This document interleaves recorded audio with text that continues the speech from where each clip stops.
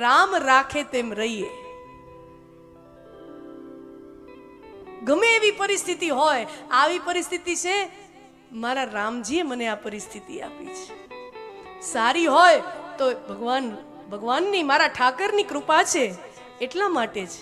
અને ખરાબ હોય તો મારો ઠાકર મારી પરીક્ષા લઈ રહ્યો છે. સુખમાં આપણે સુખને ઈશ્વરની પ્રસાદી સમજીએ છીએ અને દુઃખને ઈશ્વરની પરીક્ષા સમજીએ છીએ. પણ ઈશ્વર ઉપરનો ભરોસો મને ને તમને સુખ અને દુઃખ બંને જીરવવામાં મદદ કરે છે. હા, દુઃખ જેટલું સમસ્યાવાળું છે ને એનાથી વધારે સમસ્યાવાળું સુખ છે. આપણને એમ કે દુઃખ વધારે ટેન્શન વાળું, ના.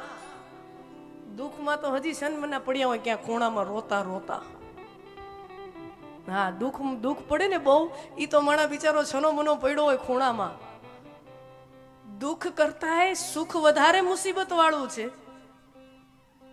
સુખ જો મને તમને છકાવી દે તો એ કેટલી મોટી સમસ્યા સર્જી શકે.